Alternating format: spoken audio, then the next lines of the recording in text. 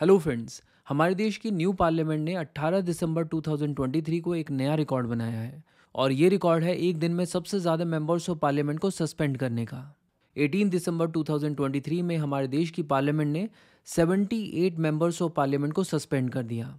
इनमें से 45 एमपीज़ राज्यसभा के मेंबर्स थे और 33 एमपीज़ लोकसभा के मेंबर्स थे। ऐसे में एक अवेयर सिटीज़न होने के नाते हमारे दिमाग में कई सारे क्वेश्चंस आते हैं। हम जानना चाहते हैं कि इतने सारे एमपीज़ सस्पेंड होने के बावजूद क्या पार्लियामेंट ठीक से फंक्शन कर सकती है। और सबसे बड़ा क्वेश्चन तो ये है कि एमपीज़ को सस्पेंड क्यों किया गया। और लगभग हर एक सेशन में हमें एमपीज़ के सस्पेंशन की खबर मिलती रहती है। तो ऐसे में ये जानना भी बहुत ज़्यादा इंपॉर्टेंट है कि आखिर इन एमपीज़ को सस्पेंड क्यों किया जाता है, इसके पीछे के कारण क्या हैं। और अगर किसी एमपी को सस्पेंड किया जाता है तो उसका मैक्सिमम पीरियड ऑफ सस्पेंशन क्या होता है। इसके अलावा ये भी जानना ज़रूरी है कि एमपीज़ को आखिर सस्पेंड करता कौन है। और आज की इस वीडियो में हम लोग ये भी जानेंगे कि अगर किसी एमपी को सस्पेंड कर दिया गया है तो क्या वो कोर्ट के सामने जाकर गुहार लगा सकता है। तो चलिए इन सभी क्वेश्चंस के आंसर्स को जानने की कोशिश करते हैं और शुरुआत करते हैं पहले क्वेश्चन से। और क्वेश्चन ये है कि अगर इतने सारे एमपीज़ को सस्पेंड कर दिया गया तो इसके बाद भी क्या पार्लियामेंट ठीक से फंक्शन कर सकता है या नहीं। तो इसके बारे में हमारे कॉन्स्टिट्यूशन का आर्टिकल 100 कहता है कि अगर हमारे पार्लियामेंट के किसी भी हाउस में यानी लोकसभा या राज्यसभा में 1/10 ऑफ द मेंबर्स मौजूद हैं तो हाउस की मीटिंग्स को अच्छे से कंडक्ट किया जा सकता है। इसका मतलब ये हुआ कि अगर लोकसभा और राज्यसभा में 10% ऑफ द मेंबर्स भी मौजूद हैं तो हाउस की प्रोसीडिंग्स को सुचारू रूप से चलाया जा सकता है। और ये नंबर गवर्निंग पार्टीज़ और उनके अलाइज द्वारा इजीली मेंटेन किया जा सकता है। इसीलिए अपोजिशन के इतने सारे एमपीज़ को सस्पेंड करने के बावजूद पार्लियामेंट की फंक्शनिंग पर कोई भी असर नहीं पड़ेगा। हाँ, ये ज़रूर है कि बिल्स के ऊपर ज़्यादा डिबेट्स नहीं होंगी क्योंकि अपोजिशन के ज़्यादातर लोग मौजूद ही नहीं हैं। चलिए अब बात करते हैं इस प्रश्न के ऊपर कि 18 दिसंबर 2023 को इतने सारे अपोजिशन एमपीज़ को सस्पेंड क्यों किया गया। तो बात यह है कि ऑपोजिशन की मांग ये थी कि पिछले हफ्ते पार्लियामेंट सिक्योरिटी ब्रीच के मामले में होम मिनिस्टर पार्लियामेंट में अपनी स्टेटमेंट दें जिसके ऊपर पार्लियामेंट में डिबेट हो। और क्योंकि गवर्नमेंट द्वारा ऑपोजिशन एमपीज़ की इस डिमांड को नहीं माना गया इसीलिए ऑपोजिशन ने पार्लियामेंट के दोनों हाउसेज में प्रोटेस्ट किया और मामला बना पार्लियामेंट्री प्रोसीडिंग्स को डिसरप्ट करने का। बट यहाँ पर गौर करने वाली बात यह है कि ऐसा ये पहली बार नहीं हो रहा है कि ऑपोजिशन एमपीज़ पार्लियामेंट के अंदर रकस क्रिएट कर रहे हों। इससे पहले भी पार्लियामेंट में इससे भी बड़े बड़े मामले होते रहे हैं। पिछले 70 सालों में ये एक जनरल ट्रेंड सा बन गया है कि जो भी पार्टी ऑपोजिशन में है उसके एमपीज़ पार्लियामेंट्री प्रोसीडिंग्स को डिसरप्ट करते हुए देखे गए हैं। और इसीलिए हमारा मेन फोकस ये होना चाहिए कि ऑपोजिशन के एमपीज़ आखिर पार्लियामेंट्री प्रोसीडिंग्स को डिसरप्ट क्यों करना चाहते हैं। 2022 में कंडक्टेड पीआरएस लेजिस्लेटिव रिसर्च में इसके 4 कारण बताए गए हैं।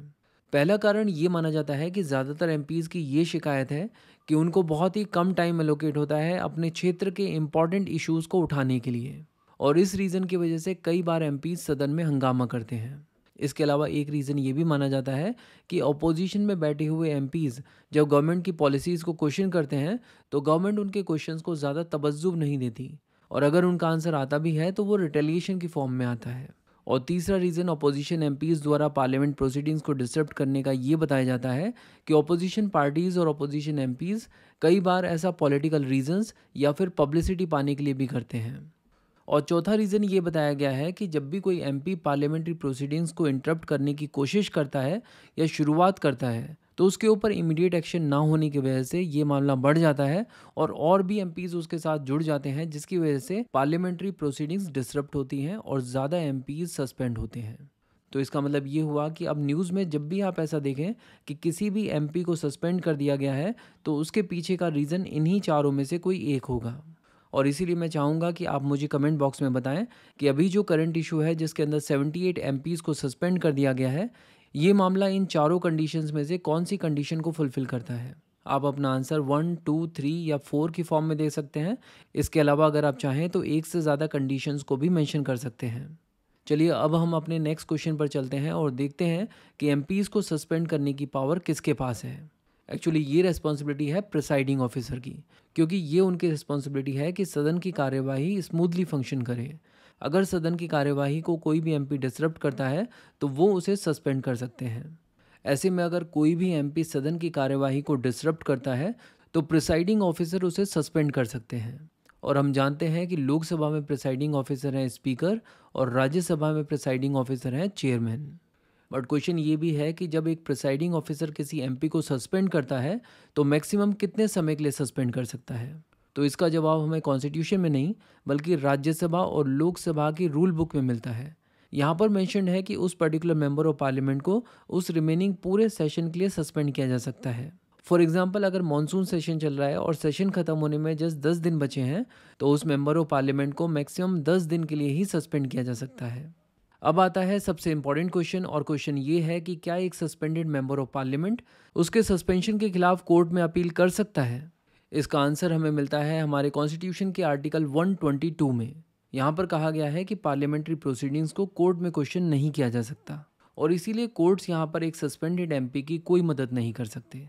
इंडिया की हिस्ट्री, इंडियन इकोनॉमी और इंडियन पॉलिटी को डिटेल में कवर करने के लिए बुक्स तावा की प्लेलिस्ट को फॉलो कीजिए। Thank you so much for watching and supporting books तावा।